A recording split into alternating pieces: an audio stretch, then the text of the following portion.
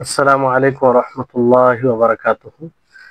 إن الحمد لله نحمده ونستعينه ونستغفر ونعوذ بالله من شرور أنفسنا وسيئات أعمالنا. من يهده الله فلا مضل له ومن يضلله فلا هادي له، وأشهد أن لا إله إلا الله وحده لا شريك له، وأشهد أن محمدا عبده ورسوله. أما بعد، رب اشرح لي صدري ويسر لي أمري واحلل عقدة من لساني يفقهوا قولي. رب زدني علما رب زدني علما। সম্মানিত আজকের ক্লাসে উপস্থিত সুপ্রিয় ভাই সকল, সম্মানিত বোন, আলহামদুলিল্লাহ আল্লাহর বিশেষ রহমতে আজকে আমরা উসুলুল হাদিসের 10ম ক্লাসে উপস্থিত হয়েছি, যেটা আল্লাহ তাআলার তৌফিকেই সম্ভব হয়েছে। তার আর সর্বোপরি আমাদের সকলের প্রাণ প্রিয় নবী করিম মুহাম্মদ মুস্তাফা সাল্লাল্লাহু আলাইহি ওয়াসাল্লামের উপর অসংখ্য শান্তির ধারা বর্ষিত হোক। আল্লাহুম্মা সাল্লি আলাইহি আল্লাহুম্মা বারিক আলাইহি। তো আজকে আমরা তাদলিস সম্পর্কে, তাদলিসের আরো যে 2টি প্রকার রয়েছে সেটিকে জানার চেষ্টা করব। আর এই তাদলিস আপনারা পূর্বে শুনেছেন, জেনেছেন যে এটা মারদুদ প্রকার সমূহের মধ্যে একটি প্রকার, কারণ এর দ্বারা ধোঁকা দেওয়া হয়, জয়ীফ হাদিসকে বিশুদ্ধ হাদিস বলে চালিয়ে দেওয়া হয়। তো এই তাদলিসের 3 প্রকার। একটি হচ্ছে তাদলিসুল ইসনাদ, যেটা আমরা পড়েছি পূর্বের ক্লাসে। আর একটি হচ্ছে তাদলিসুত তাসওয়িয়া, তাদলিসুত তাসওয়িয়া। আর একটি হচ্ছে তাদলিসুস শুয়ুখ, তাদলিসুস শুয়ুখ। তাদলিসুত তাসওয়িয়া এটা কাকে বলে? এখানে বলা হয়েছে যে সনদকে বিশুদ্ধ দেখানোর উদ্দেশ্যে 2 জন নির্ভরযোগ্য রাবীর মাঝে দুর্বল রাবীকে বিলুপ্ত করে দিয়ে তার উস্তাদ থেকে হাদিস বর্ণনা করাকে তাদলিসুত তাসওয়িয়া বলে।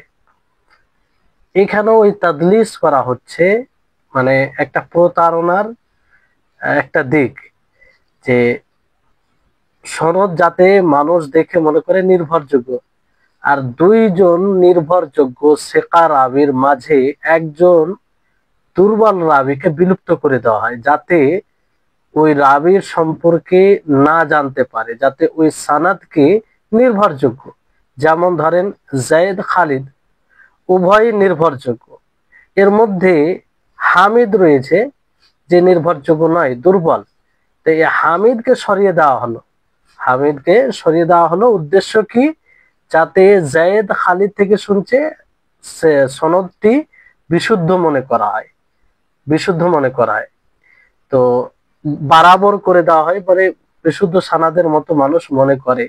এই জন্য এর নাম হচ্ছে তাদলিসুত তাসওয়িয়া। মানে 2 নির্ভরযোগ্য রাবীর মাঝে এক দুর্বল রাবীকে বিলুপ্ত করে দেওয়া। উদ্দেশ্য কি? যাতে মানুষ মনে করে এটা বিশুদ্ধ সনদ। তো এটাকে তাদলিসুত তাসওয়িয়া বলে। উদাহরণ, যেমন ইবনু আবি হাতিম তার ইলাল গ্রন্থে উল্লেখ করেছেন যে তিনি বলেন, ক্বালা সামি'তু আবি ওয়া যাকারা আল হাদিস আল্লাযী রাওয়াহু ইসহাক ইবনু রাহওয়ী আন বাকিয়া ক্বালা হাদাসানি আবু ওয়াহাব আল আসাদি আন নাফি'in আন ইবনে উমর হাদিস লা তাহমিদু ইসলাম আল মারই হাত্তা তা'রিফু উকদাতা রাইহি। ইবনু আবি হাতিম বলেন যে আমার পিতা আবু হাতিম বলেছেন যে এই হাদিসের মধ্যে একটি সূক্ষ্ম মারপ্যাচ আছে, যা খুব কম মানুষই বুঝতে পারে। একটা সূক্ষ্ম বিষয় আছে যেটা সকলেই উপলব্ধি বুঝতে পারে না। তা হলো হাদিসের মূল সনদটি এইরকম, মানে এইভাবে হাদিস যেটা আপনাদেরকে শোনানো হলো, কিন্তু এর মূল সনদ কিভাবে আছে? এইভাবে আছে, আন বাকিয়া আন উবাইদিল্লাহ ইবনে আমর আন ইসহাক ইবনে আবি ফারজা আন নাফি'in আন ইবনে উমর আনিন নবী। তো এটা হচ্ছে মূল সানাদ। এখানে দেখেন যে উল্লেখিত ওবাইদুল্লাহ ইবনু আমরের উপনাম হলো আবু ওয়াহাব। ওবাইদুল্লাহ ইবনু আমর এর উপনাম, কুনিয়ত যাকে আরবিতে বলা হয়, তো এর উপনাম কি? আবু আমর। ওবাইদুল্লাহ ইবনে আমর, আবু ওয়াহাব, উপনাম কি? আবু ওয়াহাব। তার শিক্ষক ইসহাক ইবনু আবু ফারওয়া। ওবাইদুল্লাহ ইবনু উমার যার উপনাম আবু ওয়াহাব, তার শিক্ষক হচ্ছে ইসহাক ইবনু আবি ফারওয়া। আর ইসহাক ইবনু আবি ফারওয়া দুর্বল রাবি, এটা প্রায় সকল মুহাদ্দিসিনের কাছে স্পষ্ট। ইসহাক ইবনু ফারওয়া ইনি দুর্বল রাবি।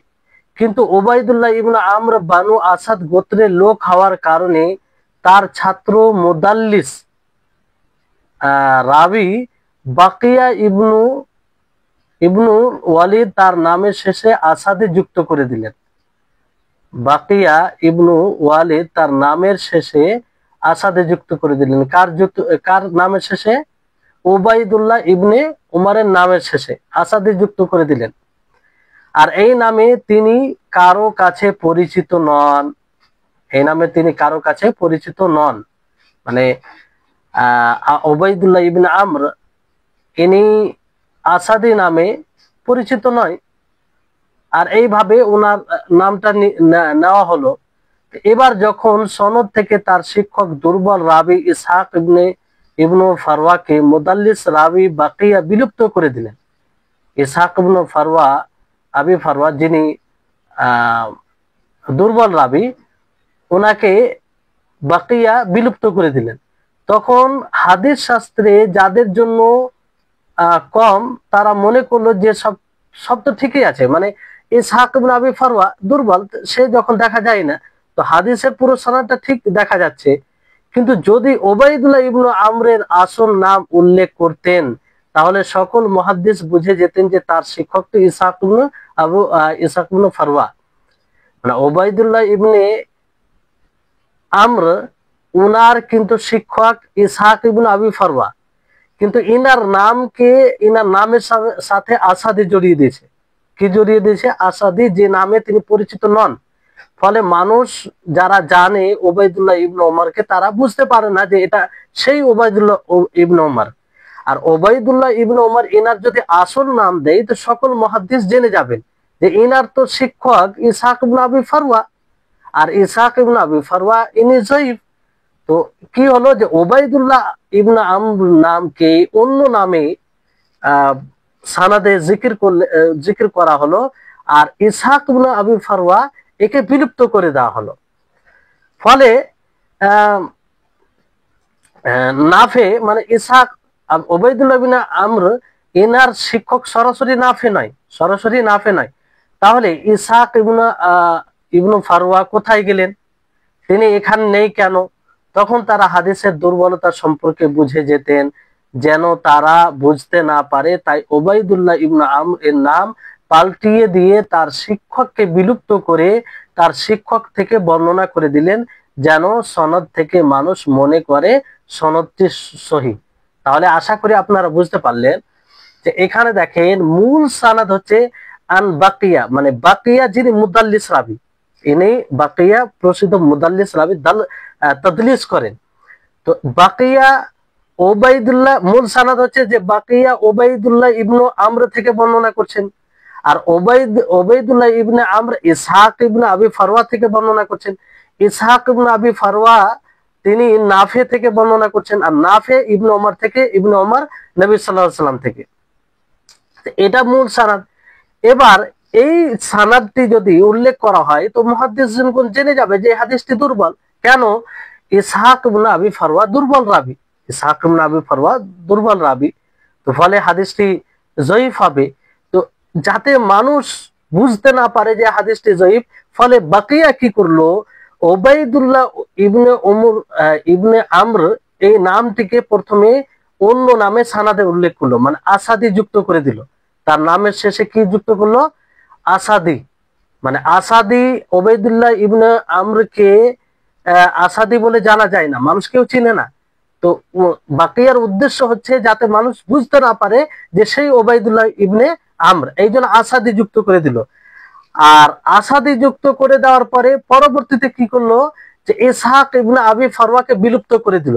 কারণ সকলে জানে যে উবাইদুল্লাহ ইবনে আমর ইনার শিক্ষক ইসহাক ইবনে আবি ফারওয়া যায়ীফ দুর্বল, ফলে ইসহাক ইবনে আবি ফারওয়াকে বিলুপ্ত করে সরাসরি নাফে থেকে মানে রিওয়ায়াত করছে, এরকমটা উল্লেখ করলো যে উবাইদুল্লাহ ইবনে আমর আসাদি যাতে চিনতে না পারে উবাইদুল্লাহ ইবনে আমরকে, এই জন্য আসাদি লাগিয়ে বলল নাফে থেকে তিনি বর্ণনা করছেন। আর মধ্যে ইসহাক ইবনে আবি ফারওয়া থেকে ইসহাক ইবনে আবি ফারওয়াকে বিলুপ্ত করে দেওয়া হলো। কি করে দেওয়া হলো? বিলুপ্ত করে দেওয়া হলো। তো এটা যখন বিলুপ্ত করে দেওয়া হলো তখন মানুষ সানাদটি দেখে কি বলবে যে সানাদটি সঠিক। আর আপনারা তাদলিস তাসবিয়া এর সঙ্গে কি বললেন যে দুই নির্ভরযোগ্য রাবির মাঝে এক দুর্বল রাবিকে কি করে দেওয়া, মানে বিলুপ্ত করে দেওয়া।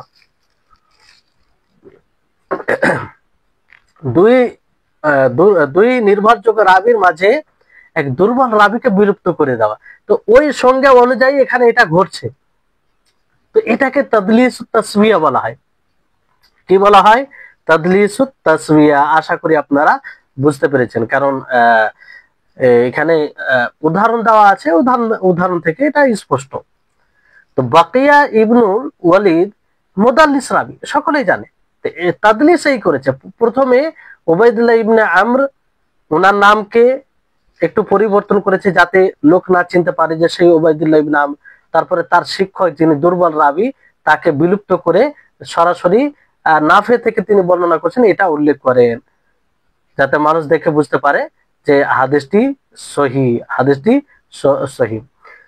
তো তাদলিসের এই প্রকারটিকে মুহাদ্দিসিনগণ সবচেয়ে জঘন্য প্রকার বলে আখ্যায়িত করেছেন, সবচেয়ে জঘন্য। কারণ উদ্দেশ্যই হচ্ছে ধোঁকা। উদ্দেশ্যই হচ্ছে কি? ধোঁকা। যে এক দুর্বল রাবিকে বিলুপ্ত করে দেয় যাতে মানুষ কি মনে করে যে সনদটি সহি। আর এর নিকৃষ্ট হওয়ার কারণে এখানে বর্ণনা করছে যে তাদলিস করার উদ্দেশ্য হলো হাদিসটিকে সহি বলে চালিয়ে দেওয়া। তো নিকৃষ্ট এটি প্রকার। আর তাদলিস তাসবিয়া সবচেয়ে নিকৃষ্ট। তাদলিস বলার কারণ দুইজন নির্ভরযোগ্য রাবি যারা একে অপরের সাথে সাক্ষাৎ করেছেন, দুইজন নির্ভরযোগ্য রাবি যারা একে অপরের সাথে সাক্ষাৎ করেছেন তাদের মাঝ থেকে একজন দুর্বল রাবিকে বিলুপ্ত করে দেওয়া হলে সাধারণ জনগণ মনে করবে যে হাদিসটিতে কোনো সমস্যা নেই। মানে যে যেমন ধরেন এখানে উবাইদুল্লাহ ইবনে আমর ও উনার শিক্ষক ইসহাক ইবনে আবি ফারওয়া, তো ইসহাক ইবনে ফারওয়া উনি ইসহাক ইবনে আবি ফারওয়া ওনার শিক্ষক উবাইদুল্লাহ ইবনে আমরের, তো ওই ইসহাক ইবনে আবি ফারওয়াকে বিলুপ্ত করে সরাসরি নাফে। তো নাফে এবং উবাইদুল্লাহ ইবনে আমর এনারা দুইজনই নির্ভরযোগ্য রাবি আর দুইজনই একে অপরের সাথে সাক্ষাৎ করেছেন। তো যখন ইসহাক ইবনে আবি ফারওয়াকে বিলুপ্ত করে দেওয়া হলো তো মানুষ স্বাভাবিক এটা মনে করবে যে তারা হয়তো এক অপরকে শুনেছে, কোনো সমস্যা নেই, হাদিসটি হয়তো তার কাছ থেকে শুনেছে, এরকম মনে করবে। বুঝতে পারলেন?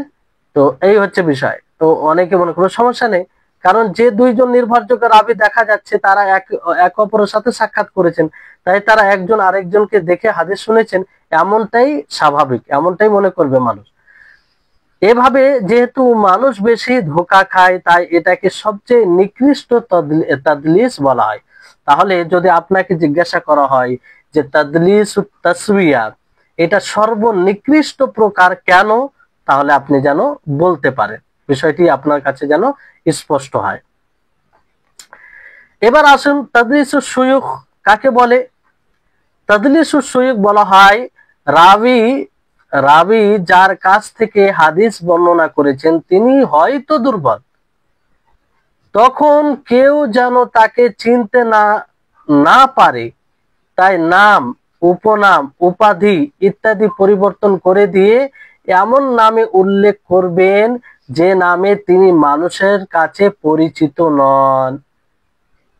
তাদলিসুস শুয়ুখ মানে এখানে পুরোপুরি শিক্ষকের সাথে সম্পৃক্ত, এই জন্য তাদলিসুস শুয়ুখ মানে যার কাছ থেকে হাদিস বর্ণনা করবে তিনি দুর্বল, তিনি কি দুর্বল। তো ওনার যদি সরাসরি নাম নেওয়া হয় তাহলে মানুষ তো স্পষ্ট ভাবে বুঝতে পারবে যে ওনার কাছ থেকে রিওয়ায়াত করেছে, উনি তো দুর্বল, তো ধরা খেয়ে যাবে। তো উনি তো যে এটা তাদলিস করে এইভাবে, তার উদ্দেশ্য হচ্ছে মানুষ যেন বুঝতে না পারে, ফলে ওই নামের সাথে উপনাম কিছু লাগিয়ে দেয় যেই নামে সে পরিচিত নয়, কিংবা কোনো পদবি লাগিয়ে দেয় যেটাতে পরিচিত নয়, কিংবা আর কিছু কোনো অন্য কোনো দিকে নিসবত করে দেয় যেটা যেটা দ্বারা পরিচিত নয়, যাতে মানুষ বুঝতে না পারে। যেমন এর উদাহরণ যে হারিস, রিওয়ায়াতুল হারিসি, হারিস বিন আবি উসামা আন আবিদ দুনিয়া, যে এই হারিস তার উস্তাজ ইবনু আবিদ দুনিয়া নাম বলতে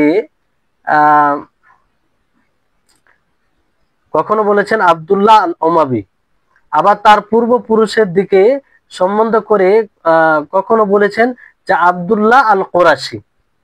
এই যে একটা নিসবত, ওমাবি কখনো কোরাশি, আর এগুলো নামে তিনি পরিচিত নয়। তো এই ধরনের তাদলিস নিন্দনীয়। তবে তুলনামূলকভাবে অন্য দুটি প্রকারের চেয়ে খুব কম নিন্দনীয়।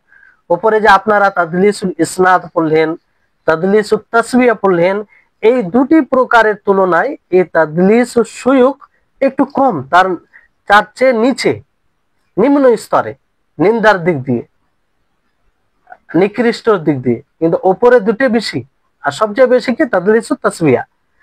কারণ এখানে কোনো রাবিকে বাদ দেওয়া হয়নি, বরং উক্ত রাবিরই অপরিচিত নামে বর্ণনা করা হয়। এখানে কোনো রাবিকে বিলুপ্ত করা হয়নি। তাদলিসুল ইসনাদে সেখানেও বিলুপ্তর বিষয় রয়েছে, আর তাদলিসুল তাসবিয়া এখানেও বিলুপ্তর বিষয় রয়েছে, কিন্তু এখানে বিলুপ্ত করা হয় না। তবে যদি যার নাম পরিবর্তন করা হয়েছে তিনি যদি দুর্বল রাবি হন, তাহলে এইভাবে তাদলিস করা হারাম হবে, এই তাদলিসও হারাম হবে, কারণ সেটা উম্মতের সাথে সুস্পষ্ট প্রতারণা ও ধোঁকাবাজি। এভাবে কি করা হয়? উম্মতকে ধোঁকা দেওয়া হয়।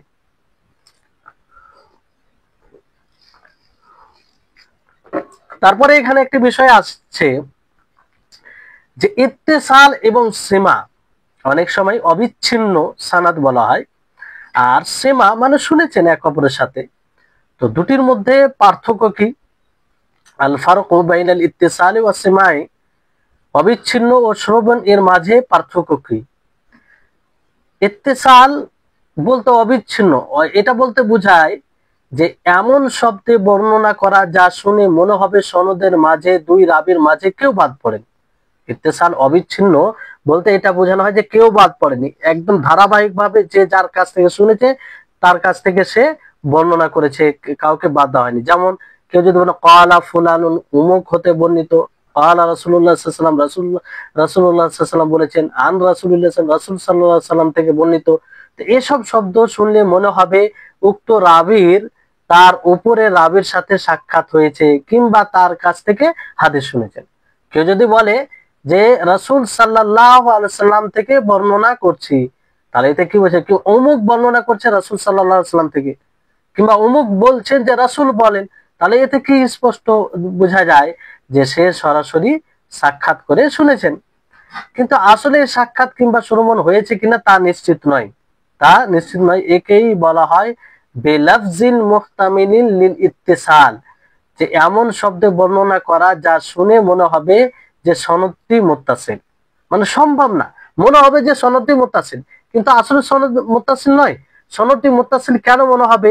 এই যে আন দিয়ে রিওয়ায়াত করা, কিংবা সরাসরি বলা অমুক বলেছেন, তো এটা শুনে মনে হবে স্বাভাবিক যে সনদটি অবিচ্ছিন্ন, মুত্তাসিল, কিন্তু আসলে সেটা নিশ্চিত নয়।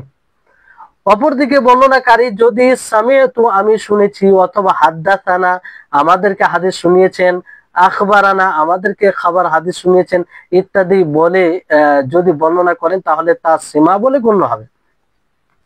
কোন রাবী যদি বলেন যে সামিআতু আমি শুনেছি, হাদ্দাসানা আমাদেরকে বর্ণনা করেছেন, আখবারানা আমাদেরকে হাদিস শুনিয়েছেন, তাহলে এটা থেকে কি বলে গণ্য হবে? যে সীমা, তার কাছ থেকে সরাসরি শুনেছেন। তারপর ওই কথাই বলা হয় এখানে ওয়াশাররু আনওয়াইহি তাদলিসুত তাসওয়িয়া ওয়া হুয়া আইয়ারওয়িয়ার রাবি হাদিসান আন দাঈফিন বাইনা সিকাতাইন লাকিয়া আহাদুহুমা আল আখার ফায়ুসকিতু দাঈফ ওয়া ইয়ারবি আন শাইখিহি আস-সিকা আন সিকাতি সানি। যে সবচেয়ে নিকৃষ্ট প্রকার তাদলিসুত তাসবিয়া, যেটা আপনাদেরকে বলা হলো। আর সেটা তাদলিসুত তাসবিয়া কি, যে বর্ণনাকারী দুই সিকা, দুই নির্ভরযোগ্য রাবীর মাঝে দুর্বল রাবী থেকে হাদিস বর্ণনা করবে। যে দুই নির্ভরযোগ্য রাবী এক অপরের সাথে সাক্ষাৎ করে থাকবে, তো দুর্বল রাবীকে সে বিলুপ্ত করে দিবে এবং তার শিক্ষকের শিক্ষক যিনি নির্ভরযোগ্য তার কাছ থেকে রিওয়ায়াত করবে। এটাই হচ্ছে তাদলিসুত তাসবিয়া। ওয়া মিম্মান উরিফা বিযালিকা মিনার রুওয়াত, আর এটা জানা যায় রাবীদের থেকে, যেমন বাকিয়া ইবনুল ওয়ালিদ ইবনুল মুসলিম আল কুরাশি। হ্যাঁ, তো এরা কি মুদাল্লিস, এইভাবে তারা তাদলিস করে, তাদলিসুত তাসবিয়া। দ্বিতীয় প্রকার তাদলিসুস শুয়ুখ, ওয়া হুয়া আইয়াযকুরা রাবী শাইখাহু বিমা লাম ইয়াশতাহির বিহি ইনদান নাস। যে বর্ণনাকারী শিক্ষক থেকে বর্ণনা করবে এমন কোন জিনিস, কিংবা শিক্ষকের ব্যাপারে এমন কিছু বলবে তার সাথে যুক্ত করে, যেটা দ্বারা তিনি মানুষের নিকটে পরিচিত নয়, যেটা আপনাদেরকে বোঝানো হলো। এমন নাম জড়িয়ে দেওয়া, কিংবা এমন উপনাম জড়িয়ে দেওয়া, কিংবা লকব জড়িয়ে দেওয়া, এর ধরনের কোনো জিনিস। আর এই তাদলিস, এটা নিন্দনীয় একটি তাদলিস। যেমন শুআবা বিন হাজ্জাজ তিনি বলেন যে আত-তাদলিসু আখুল কাযিব, তাদলিস এটা মিথ্যার ভাই। আর তিনি বলেন যে লা আন আজনিয়া আহাব্বু ইলাইয়া মিন আন উদাল্লিসা, যে আমার নিকটে জিনা করা বেশি প্রিয় তাদলিস করার তুলনায়। এখান থেকে তিনি কি বলতে চেয়েছেন? আসলে তিনি এটা বলতে চেয়েছেন যে তাদলিস করা হারাম, জিনা যেমন হারাম সেরকম তাদলিস হারাম। তাদলিসের মাধ্যমে ধোঁকা দেওয়া হয়। জিনা, ব্যভিচার, এটা তো তার সাথে সম্পৃক্ত বিষয় থাকে, যে গুনাহ হলো তার পর্যন্ত ক্ষতিটা সীমিত থাকলো, কিন্তু এই তাদলিস এটা হারাম, আর এর ক্ষতি অন্যদেরকেও যায়, অন্যরা এটাকে হাদিস মনে করবে, ফলে একটা হাদিস না হয়েও মানুষ হাদিস মনে করে তার প্রতি আমল করবে। তো এটা ক্ষতির দিক বেশি। এই জন্য একটি নীতিমালা বলা হয় যে ওয়ামান উরিফা বিতাদলিসি আন গায়রি সিকাতি লাম ইউকবাল হাদিসুহু হাত্তা ইউসাররিহা বিস-সামা'i, যে নির্ভরযোগ্য রাবী বর্ণনাকারী ছাড়া তাদলিস যাদের ব্যাপারে জানা যাবে, লাম ইউকবাল হাদিসু, তার হাদিস গ্রহণযোগ্য হবে না যতক্ষণ পর্যন্ত সে শুনেছে এরকম সুস্পষ্ট করবে না, শুনেছে এরকম সুস্পষ্ট করবে, ততক্ষণ পর্যন্ত শোনা যাবে না। এটা সুস্পষ্ট করতে হবে। যাদের ব্যাপারে তাদলিস জানা গেছে নির্ভরযোগ্য ছাড়া, তাদের তাদলিসের বিষয়টি এরকম যে যতক্ষণ না স্পষ্ট না করবে যে শুনেছি, ততক্ষণ পর্যন্ত সেটা গ্রহণযোগ্য হবে না, গ্রহণযোগ্য হবে না। তো মুদাল্লিসের রাবী বর্ণনার হুকুম এটা আমরা বুঝতে পারলাম। এরপর আসুন এখানে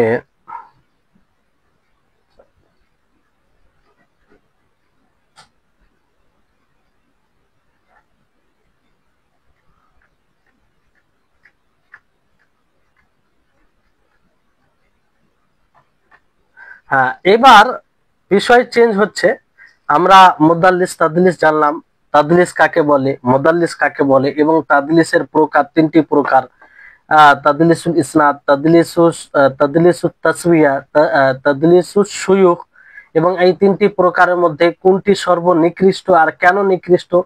আর তিনই প্রকার তাদলিস হারাম, তিনই প্রকার তাদলিস হারাম, আর এগুলো জয়ীফ প্রকার মধ্যে আসে। এবার আরেকটি এখানে গুরুত্বপূর্ণ বিষয় শুরু হচ্ছে, সেটা হচ্ছে আল মুরসালুল খাফি। আল মুরসালুল খাফি, একটি মুরসাল আপনারা পূর্বে পড়েছেন যে মুরসাল কাকে বলে। তো মুরসালুল খাফি সম্পর্কে এখানে বইয়ে রয়েছে যে আল মুরসালুল খাফি ওয়া হুয়া মা রাওয়াহুর রাওয়ি আন মুআসিরিন লাহু লাম ইউরাফিল লিকাউ বাইনাহুমা ওয়া লাইসা লাহু মিন ইজাজাতিন ওয়ালা বিজাদাতিন বিলফজি মুহিমিন লিল ইত্তিসালি কাআন ওয়া ক্বাল مثال ذلك ما رواه ابن ماجه من طريق عمر بن عبد العزيز عن عقبة بن عامر رضي الله عنه عن النبي صلى الله عليه وسلم أنه قال رحم الله حارس الحرس فإن عمر لم يلقى عقبة قاله الحافظ المزي في الأطراف। তো মুরসাল খাফি কাকে বলে? মুরসাল খাফি বলা হয় যে রিওয়ায়াতকে রাবি বর্ণনাকারী বর্ণনা করবে তার সমবয়স্ক কোন বর্ণনাকারী থেকে।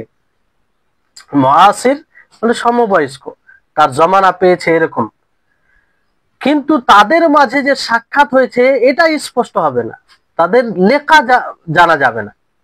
তার সমবয়স্ক তার থেকে রিওয়ায়াত করবে, কিন্তু তাদের মাঝে যে সাক্ষাৎ হয়েছে এটা জানা যাবে না।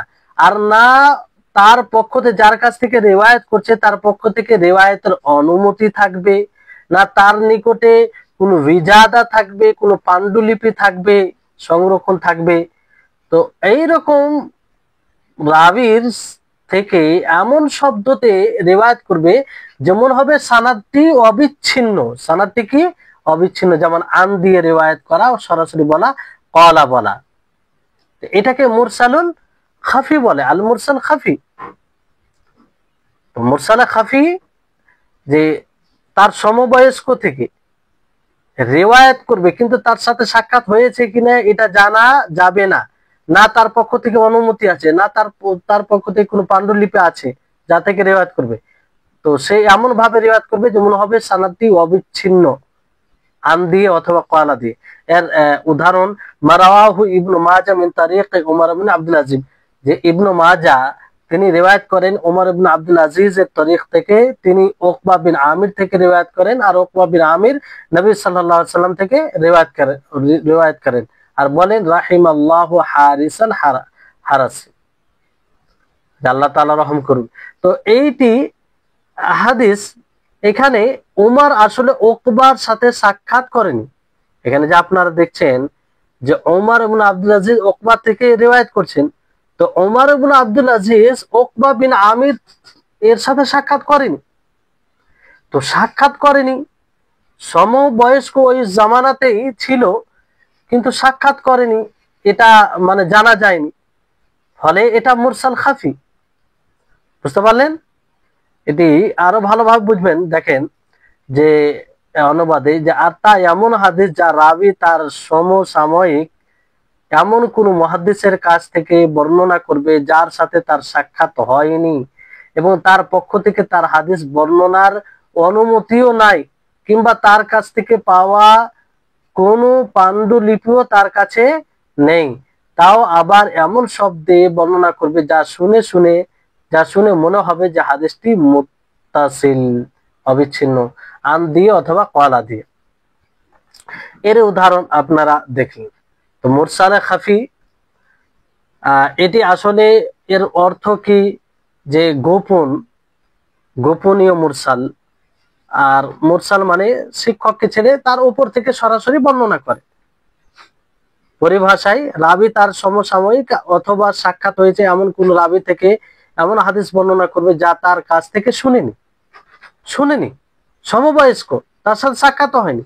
তো সাক্ষাৎ হয়নি তো কি করে শুনবে? এরকম রিওয়ায়াত করবে। তাও আবার এমন শব্দে বর্ণনা করবেন যার দ্বারা শোনার কথা বোঝা যায়। মানে সাধারণত কেউ যদি এটা দিয়ে বর্ণনা করে কলা কিংবা আন দিয়ে, তাহলে এটা থেকে কি বোঝা যায়? যে সরাসরি শুনেছেন, অথচ সে শুনেনি, কি করেনি? শুনেনি। তো এখানে আপনারা পূর্বে একটা মুরসাল পড়েছেন, তাহলে মুরসাল আর মুরসাল খাফি। তো মুরসাল কাকে বলে এটাও আপনারা জানতে পেরেছেন, এবং মুরসালে খাফি কাকে বলে এটাও জানতে পারলেন। তো উভয়টার মাঝে পার্থক্যটা কি? পার্থক্যটা বুঝতে হবে, কারণ দুটোকে এক করে দিলে হবে না। মুরসাল বলতে বোঝায় যে ওস্তাদের সাথে ছাত্রের সাক্ষাৎই হয়নি। মুরসালে আপনারা উপরে মুরসালের যে সংজ্ঞা পড়েছেন সেখানে এটা স্পষ্ট করেছিল যে সে শিক্ষকের ওপরে, শিক্ষক থেকে বর্ণনা করবে যার সাথে কোনো প্রকারের সাক্ষাৎই ঘটেনি। যেমন তাবির কথা বলা, যে ক্বালা রাসূলুল্লাহ সাল্লাল্লাহু আলাইহি ওয়াসাল্লাম, কাউলুত তাবি ক্বালা রাসূলুল্লাহ সাল্লাল্লাহু আলাইহি ওয়াসাল্লাম। তাবি যদি বলে যে রাসূল সাল্লাল্লাহু আলাইহি ওয়াসাল্লাম বলেছেন, তো তাবি কি রাসূলকে দেখেছেন? দেখেননি। তাবি রাসূলকে দেখেননি, তারপরে সে বলে রাসূল সাল্লাল্লাহু আলাইহি ওয়াসাল্লাম বলেছেন। তো এটা আমভাবে মুরসাল। কিন্তু মুরসালে খাফি এর সংজ্ঞা কি? যে রাবি বর্ণনাকারী বর্ণনা করবে এমন লোকের সাথে, এমন লোকের কাছ থেকে যে তার সাথে সাক্ষাৎ করেছে, মানে কেউ এইভাবে মানে সংজ্ঞা দিয়েছে যে হয় সাক্ষাৎ করেছে অথবা তার সমসাময়িক, কিন্তু এমন জিনিস বর্ণনা করে যে তার কাছ থেকে শুনিনি। এটাই হচ্ছে মুরসালে খাফি। মুরসালে খাফি তার পূর্ববর্তী স্তরে কোনো রাবি তার সমসাময়িক অথবা সাক্ষাৎ হয়েছে এমন কোন রাবি থেকে এমন হাদিস বর্ণনা করা যা তার কাছ থেকে শুনেনি। তো মোট কথা হলো যে তাবি কর্তৃক সাহাবী বিলুপ্ত হলে তার নাম মুরসাল। তাবি যদি বলে ক্বালা রাসূলুল্লাহ সাল্লাল্লাহু আলাইহি ওয়াসাল্লাম, তাহলে এটা মুরসাল। আর পরবর্তী কোন স্তরে কোন ওস্তাদের কাছে থেকে না শোনা সত্ত্বেও তার কাছ থেকে বর্ণনা করাকে মুরসালে খাফি বলে। মানে একটা পার্থক্য, যে তাবি যদি সরাসরি রাসূল থেকে বর্ণনা করেন তাহলে এটা মুরসাল হবে। আর পরবর্তী স্তরে যদি কেউ নিজের মানে এমন লোকের কাছ থেকে বর্ণনা করে যে তার কাছ থেকে শুনেনি, তো এটাকে মুরসালে খাফি বলে, মুরসালে খাফি বলে।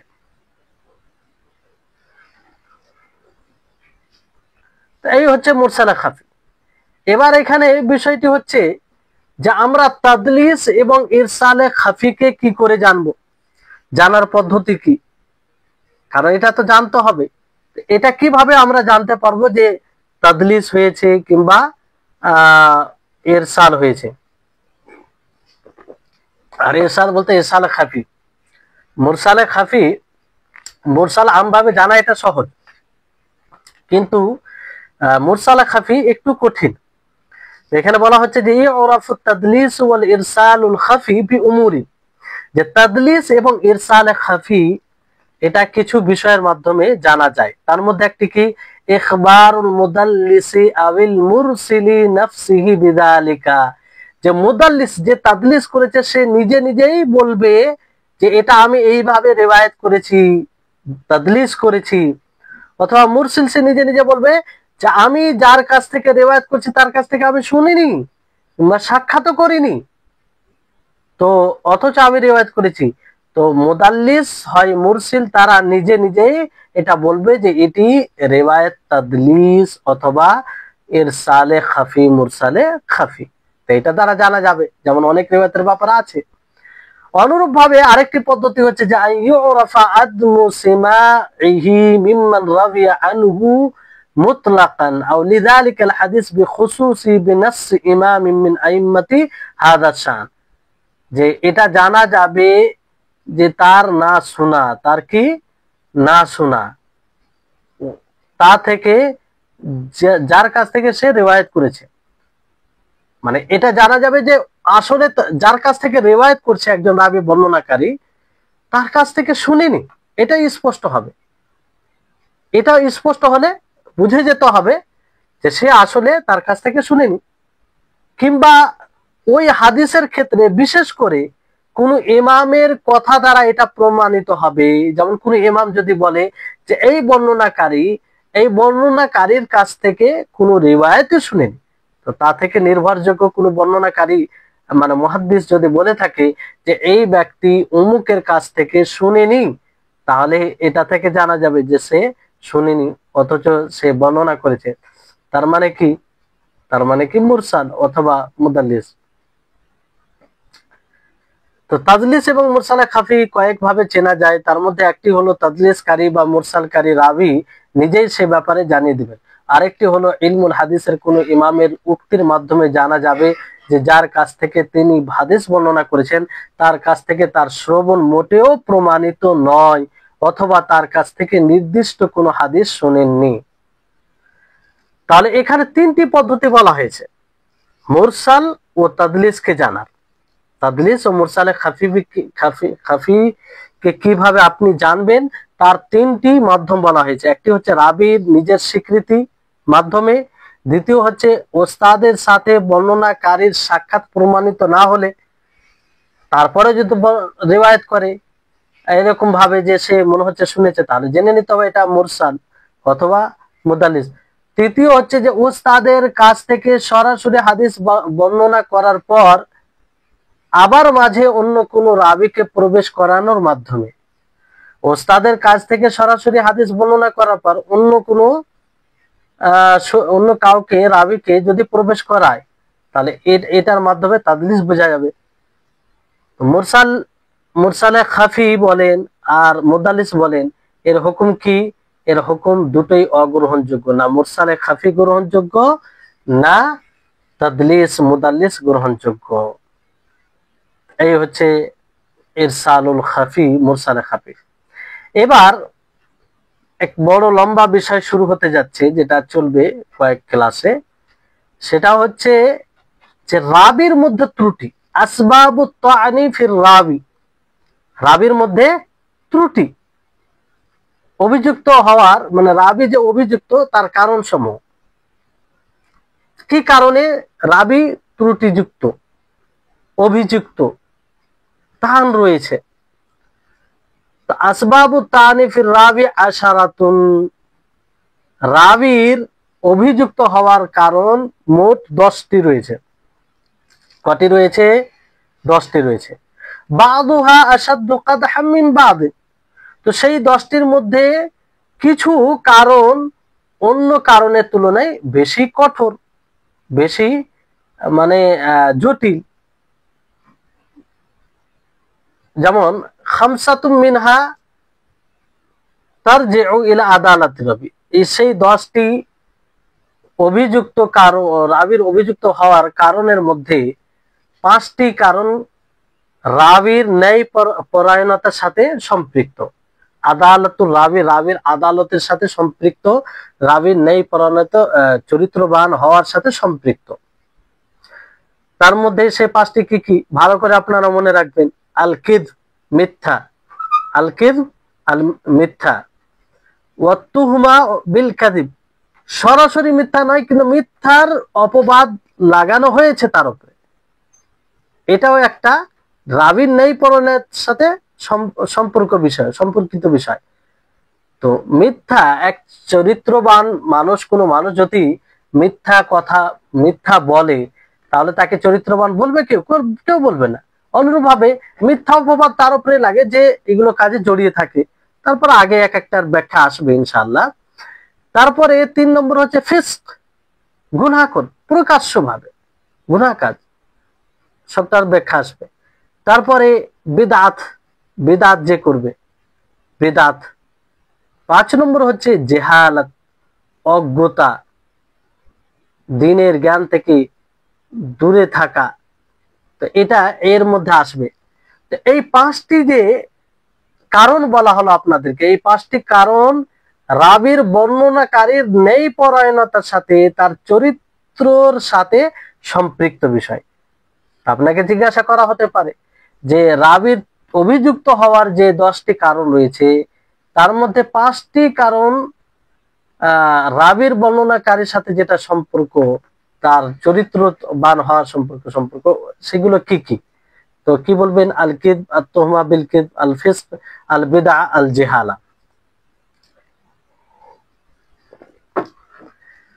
তারপরে বলা হচ্ছে যে ওয়া খামসাতুন তাউদু ইলা যাবতির রাবি, যে আর 5টি কারণ রয়েছে যেটা রাবির স্মৃতি শক্তির সাথে সম্পৃক্ত, ধারণ শক্তির সাথে সম্পৃক্ত। আর সেগুলো কয়টি? 5টি। তাহলে 5টি আদালাতুর রাবির সাথে সম্পৃক্ত আর 5টি জাবতুর রাবির সাথে সম্পৃক্ত। তো সেই 5টি কি কি?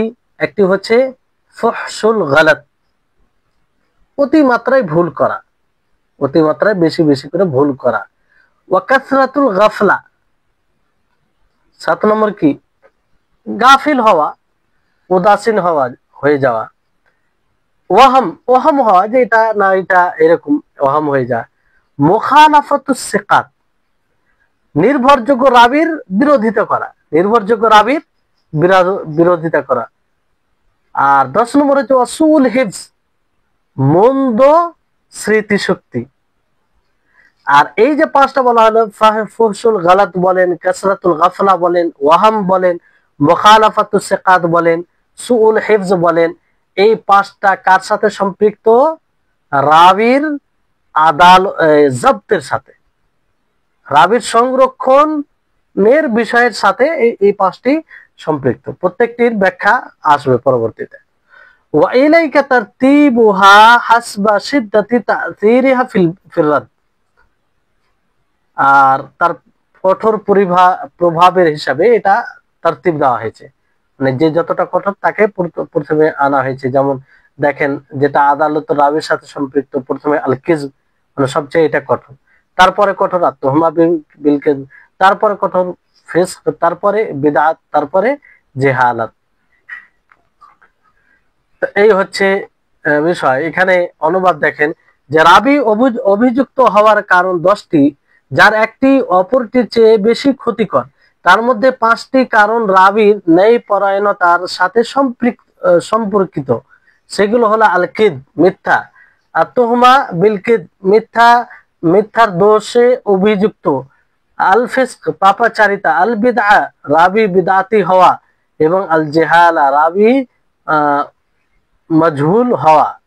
মাজহুল হওয়া মানে না জানা। এবং অপর 5টি রাখার স্মৃতিশক্তির সাথে সম্পর্কিত। সেগুলো হলো ফুহশুল গালাত, অতিমাত্রায় ভুল হওয়া, কাসরাতুল গাফলা, অত্যাধিক অমনোযোগী হওয়া, আর তারপরে ওয়াহাম, সংশয়, তারপরে কি মুখালাফাতুস সিকাত, নির্ভরযোগ্য রাবির বিরোধিতা করা। তারপর সুউল হিফজ, সংরক্ষণের দুর্বলতা, প্রত্যাখ্যানের ক্ষেত্রে সেগুলোর অধিক ক্রিয়াশীলতা অনুসারে প্রকারগুলো ধারাবাহিক বিবরণ তোমার সামনে তুলে ধরা হলো। তাই হচ্ছে, তাহলে 10টি কারণ আপনারা জানতে পারলেন। 5টি কারণ আদালত রাবির সাথে সম্পর্কিত, আর 5টি কারণ জব্ত রাবির সাথে সম্পর্কিত। আসবাব এখানে বলা হয়েছে সবাবের বহুবচন, যার অর্থ হচ্ছে কারণ, উদ্দেশ্য। আর তার বলতে যে আসলে দোষ ত্রুটিকে বোঝানো হয়েছে। এখানে কি দোষ ত্রুটি, এমনি আবিধানিক অর্থ যদি দেখেন তাহলে এর অর্থ খোঁচা মারা, আঘাত করা, অভিযুক্ত করা, এরকম অর্থ আসে। তা এই 10টি কারণ কি হাদিস দুর্বল হওয়ার কারণ। সনদের কোন রাবির মধ্যে এই 10টি কারণের কোন একটি পাওয়া গেলে সে হাদিস দুর্বল বলে সাব্যস্ত হয়। সেই কারণগুলো দুই ভাগে বিভক্ত। প্রথম ভাগ রাবির ন্যায়পরায়ণতার সাথে সম্পর্কিত, এবং দ্বিতীয় ভাগ রাবির সংরক্ষণের সাথে সম্পর্কিত। এই ধারাবাহিক বিবরণ কিতাবের মধ্যে উল্লেখ করা হয়েছে। তো এখানে একটা বিষয় আপনারা পড়লেন যে কিযব, তো যে মিথ্যা কথা বলবে সে কাযযাব। তো কাযযাব এবং মুত্তাহাম বিল কিযব, এই দুটোর মধ্যে পার্থক্য কি? এটা জানতে হবে, বুঝলেন? মানে কাযযাব এর অর্থ হচ্ছে যে মিথ্যুক, যে অধিক হারে মিথ্যা বলে। মুত্তাহাম বিল কিযব মানে যার উপরে মিথ্যার অপবাদ লেগেছে। এই দুটোর মধ্যে পার্থক্য কি? যে রাবি রাসূলুল্লাহ সাল্লাল্লাহু আলাইহি ওয়াসাল্লামের নামে বানিয়ে মিথ্যা হাদিস বর্ণনা করে তাকে বলা হয় কাযযাব। যে সরাসরি রাসূলের নামে মিথ্যা হাদিস বানিয়ে সমাজে ছড়ায়, মানুষকে বলে, তার নাম কি? তাকে বলা হয় কাযযাব। আর যে রাবি রাসূলুল্লাহ সাল্লাল্লাহু আলাইহি ওয়াসাল্লামের নামে বানিয়ে মিথ্যা হাদিস বর্ণনা করেনি কিন্তু তার ব্যক্তি জীবনে মিথ্যা কথা বলে থাকেন, তাকে বলা হয় আল মুত্তাহাম বিল কিযব। একজন রাসূলের নামে কোনো মিথ্যা কথা বলেন, মানে এমন হাদিস বলে, মানব রচিত কোনো কথা বলে, এটা বলেনি যে এটা রাসূলের হাদিস, কিন্তু মানুষের সাথে কথা বলতে গিয়ে, মানুষের সাথে লেনদেন করতে গিয়ে, মানুষের সাথে এগুলো করতে গিয়ে সে কি করে? মিথ্যা কথা বলে। তো এটা হচ্ছে মুত্তাহাম বিল কিযব। তো যেমন ভাবে কাযযাবের রিওয়ায়াত নেওয়া যাবে না, গ্রহণযোগ্য হবে না, অনুরূপ ভাবে মুত্তাহাম বিল কিযব, যে মিথ্যার সাথে জড়িত মানুষের কথাবার্তা সরাসরি রাসূলের উপরে, রাসূলের হাদিসকে নিয়ে মিথ্যা না বললেও সে মানুষের সাথে চলাফেরা করতে গিয়ে মিথ্যা কথা বলে। তো রাবির মাঝে থাকা এই ত্রুটিগুলোর ভিত্তিতে তাদের বর্ণিত হাদিসকে 9 ভাগে বিভক্ত করা হয়, তা উল্লেখ করা হলো। এখানে দেখেন যে বিষয়টি ভালো করে বোঝার চেষ্টা করবেন আপনারা, তাহলে সুবিধা হবে পরবর্তীতে। যে এই 10টি কারণ আপনারা জানলেন, 10টি দুর্বল হওয়ার কারণ, সেটা রাবির আদালতের সাথে সম্পর্কিত বিষয় হোক অথবা রাবির জব্তের সাথে সম্পর্কিত বিষয় হোক, তো যার মধ্যে যে কারণটা থাকবে, এই 10টি যেগুলো বলা হলো, সে কারণ হিসাবে সেই হাদিসকে কি বলা হয়, এক একটা নাম বলে আখ্যায়িত করা হয়েছে। তো এই হিসাবে 9 ভাগ হচ্ছে। কয় ভাগ হচ্ছে? 9 ভাগ। যেমন কাযযাবের রিওয়ায়াত, কোনো মিথ্যুক যদি হাদিস রিওয়ায়াত করে তাহলে সেই হাদিসকে কি বলা হয়? মাউযু। আপনারা শুনেছেন যে এই হাদিসটি মাউযু, এই হাদিসটি মাউযু। এবার মাউযু কাকে বলে এগুলো আসবে আলোচনায়। আর মুত্তাহাম বিল কিযব, যদি এমন রাবি বর্ণনা করে যে যার উপরে মিথ্যা অপবাদ লাগানো হয়েছে, মিথ্যার অভিযোগে অভিযুক্ত, তো এই ধরনের রাবির রিওয়ায়াতকে কি বলা হয়? মাতরুক, পরিত্যাজ্য, মানে ছেড়ে দিতে হবে, মাতরুক। তারপরে 3 রকম যদি হাদিস হয়, 3 ধরনের এই ভুল, তাহলে সেটা মুনকারের মধ্যে পড়বে। ফহশুল গালাত, এমন রাবি যে অতিমাত্রায় ভুল করে। তারপর কাসরাতুল গাফলা, অত্যাধিক অমনোযোগী হওয়া। তারপরে ফিসক, নাফরমানি করা, নাফরমানি করে দিন থেকে, মানে দিনের অন্তর্ভুক্ত কাজ না করা, ত্যাগ করে দেওয়া, এটা কি? ফিসক, পাপাচারিতা। তো এই এমন রাবি বর্ণনা করে যে এই 3টি বিষয় যদি তার মধ্যে থাকে, তাহলে সেই হাদিসকে কি বলা হবে? মুনকার। আর সব এগুলো যাই দুর্বল, মুনকার বলা হবে।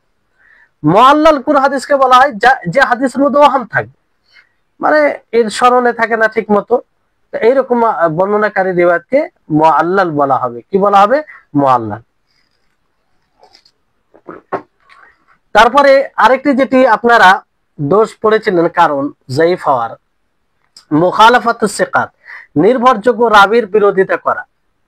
তো নির্ভরযোগ্য রাবির বিরোধিতা করাতে এমন রাবি যদি বর্ণনা করে, এমন বর্ণনাকারী বর্ণনা করে যে নির্ভরযোগ্য রাবির বিরোধিতা করে, তো এই ধরনের রাবি বর্ণনা করলে তার সেই হাদিসের কয়েকটি নামে নাম পড়ে, সেটা আলাদা আলাদা পর্যায়ে আলাদা আলাদা হিসাবে নাম পড়ে, কিন্তু কয়েকটি নাম আছে। যেমন একটি নাম আছে আল মাজিদ ফি মুত্তাসিলিল আসানিদ, আরেকটি নাম আছে মাকলুব।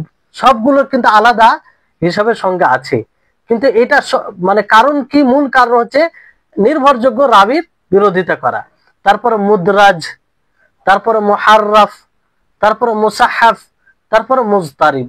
আর সবগুলোর সঙ্গে আপনারা বিস্তারিত পরবর্তীতে পড়বেন।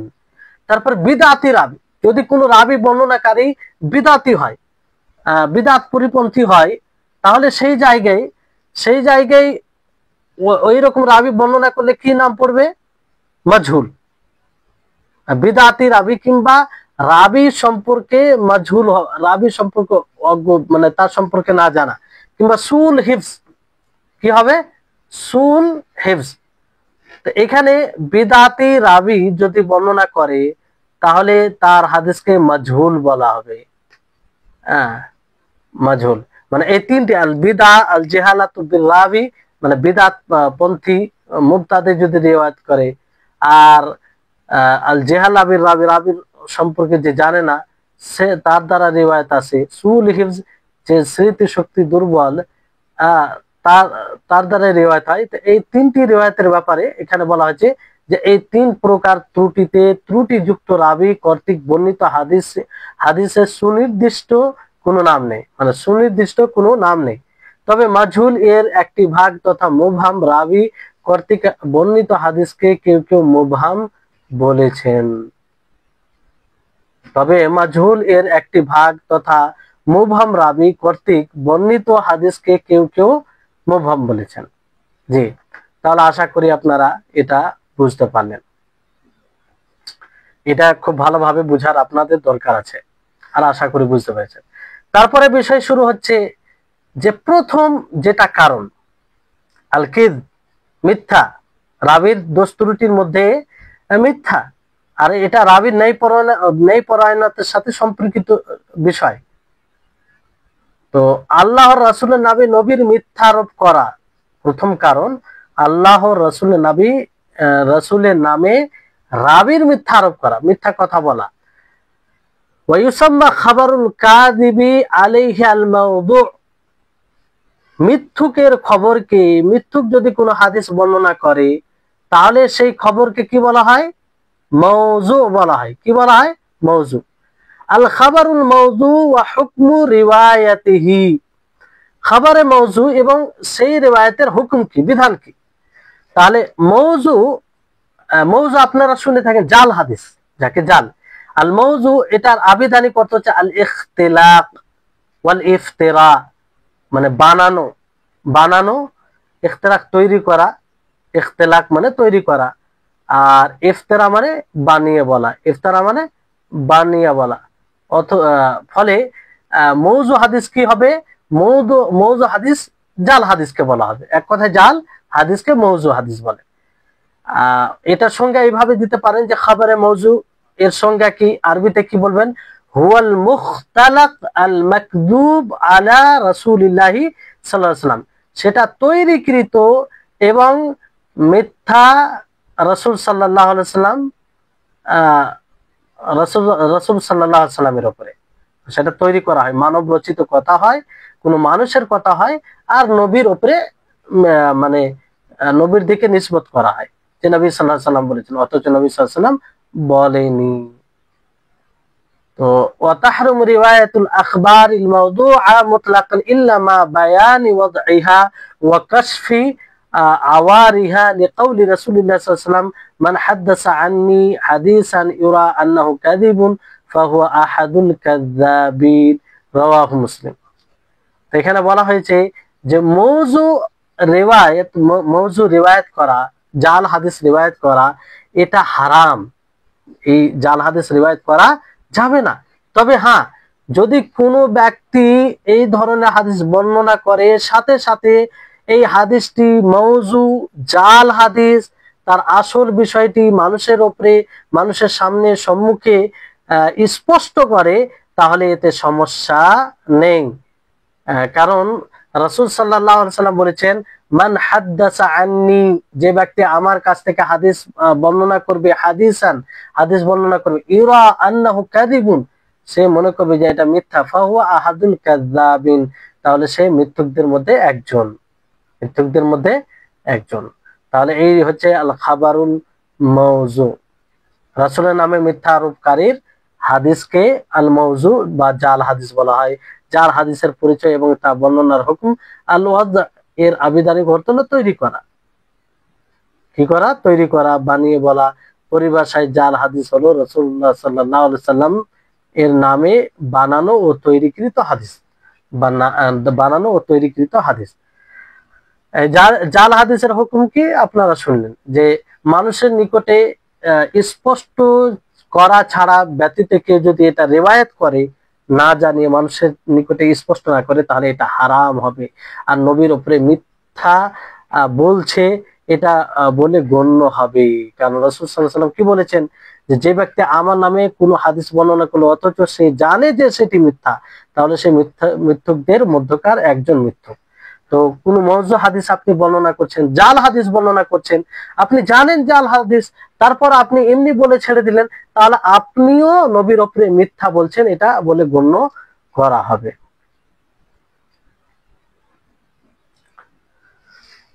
এবার আসুন যে এই জাল হাদিস কেন হয়েছে, এটা খুব একটা গুরুত্বপূর্ণ প্রশস্ত বিষয়। আমরা আসলে এই বিষয়টি যদি আমাদের নিকটে স্পষ্ট হয়, তো অনেক মানে যেগুলো অভিযোগ আসে জয়ীফ জাল হাদিসের ব্যাপারে, সেটা দূর হয়ে যাবে। আর এটা সাধারণ মানুষকেও জানা উচিত, এই বিষয়টি সাধারণ মানুষকেও জানা উচিত যে এই জাল হাদিস কেন এলো, এর কারণ কি, কিভাবে এটা শুরু হলো।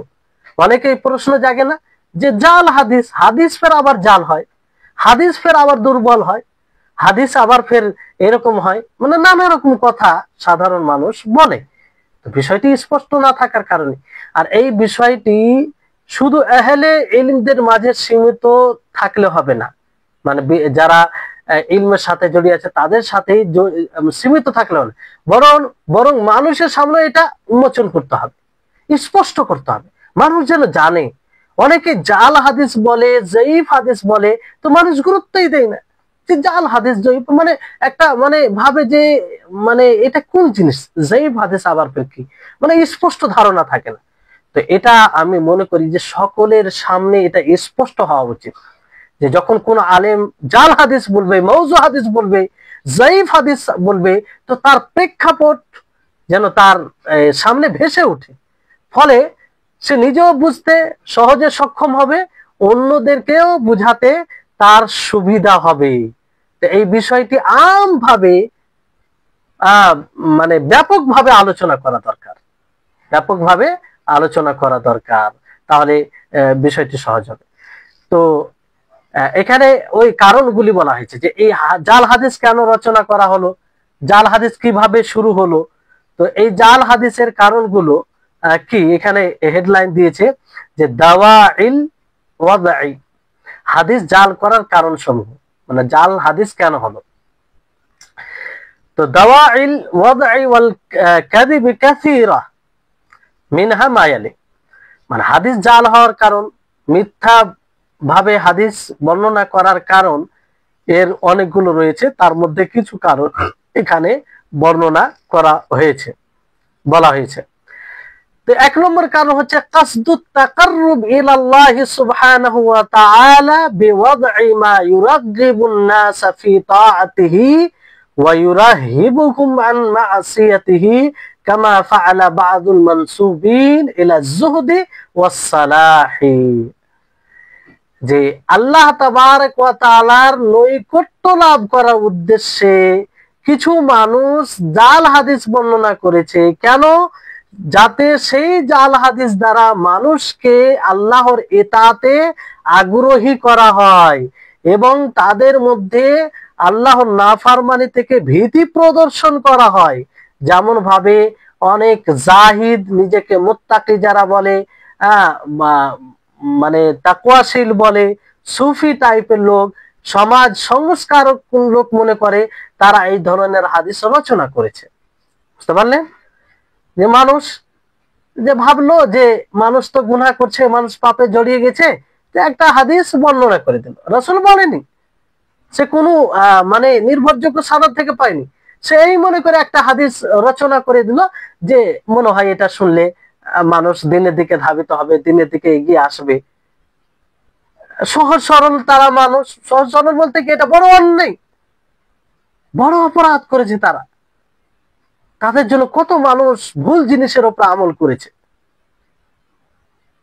তো এইভাবে তারা হাদিস রচনা করেছে যে মানুষকে সৎ আমলের প্রতি আগ্রহী করার জন্য এই জান্নাতে এত বড় নিয়ামত আছে, খুব বেশি বেশি করে তার ফজিলত বর্ণনা করে দিল, অথচ কোনো হাদিসে সেটা বিবরণ নেই, রাসূল সাল্লাল্লাহু আলাইহি সাল্লাম থেকে প্রমাণিত নেই, একটা বানিয়ে হাদিস বলে দিল। তো এই কারণে আর এইগুলো দ্বারা বেশি মানুষ ধোঁকা খেয়েছে। কারণ এই সব হাদিস রচনা কারা করেছে? যারা মূলত যাদের বাহ্যিক খুব সুন্দর, মানে তাদের পোশাক এবং তারা পরেজগার বলে সমাজে পরিচিত ছিল, সমাজ সংস্কারক বলে পরিচিত ছিল, সমাজের সংশোধনকারী জাহিদ বলে পরিচিত ছিল। তো যখন তারা কোনো কথা বলতো মানুষ এক বাক্যে গ্রহণ করত। যেমন আজকে কারো লম্বা টুপি, লম্বা পাঞ্জাবি, লম্বা দাড়ি হলেই বাস হলো যে কথা তার ঠিক হবে, সে কি মিথ্যা কথা বলতে পারে। আজকেও এই ধারণায় মানুষ প্রতারিত হয়, আর মানুষ এই বেশে মানুষকে প্রতারণা করে। মানুষ এখনো শিক্ষা নেই। তো মানুষের দাড়ি বড় হলে, পাঞ্জাবি পোশাক সুন্দর হলে, ইসলামী বেশ অবলম্বন করলেই যে ভালো হয়ে যাবে তা নয়, এটা শুরু থেকেই ধোঁকা দিয়ে আসছে এই নীতিতে। তারপরেও আমরা শিক্ষা নিই না, এখনো বড় এক সংখ্যা এই ধারণাতে প্রতারিত। যে আমার হুজুর বলেছেন সে এত ভালো, তার দাড়ি মাশাআল্লাহ, তার ব্যবহার চরিত্র মাশাআল্লাহ, এই বলে যে তিনি বলেছেন সেটা কি খারাপ হবে? এটা কোনো দলিল নয়। তো যাই হোক, কথা অন্যদিকে চলে যাচ্ছে। তো বিষয়টি হচ্ছে যে এইভাবে তারা হাদিস রচনা করেছে, নিজের কথাকে নিজে বানিয়ে কথা বলেছে, আর সেটা নিসবত কার দিকে করেছে? ক্বালা রাসূলুল্লাহ সাল্লাল্লাহু আলাইহি ওয়াসাল্লাম, কিংবা তার একটি সানাদ একদম সুন্দরভাবে তৈরি করে দিয়েছে যে আমি অমুক থেকে শুনেছি, তিনি অমুক থেকে শুনেছেন, তিনি অমুক থেকে শুনেছেন, এই করতে করতে করতে রাসূল পর্যন্ত পৌঁছে দিয়েছেন। কি সুন্দর হাদিস একটা, মানুষ শুনে মনে করতে বাহ কি চমৎকার হাদিস, রাসূল পর্যন্ত এটা হাদিস চলে যাচ্ছে। তো এগুলো হচ্ছে ওয়াহাউলাই শাররুল ওয়াদাঈন ওয়া আশাদ্দুহুম বালাআন ওয়া নাকবাতান ফাইন্নান নাসা ইয়াতিকুনা বিহিম ওয়া ইয়ারকানুনা ইলাইহিম লিইনতিসাবিহিম ইলাস সালাহ।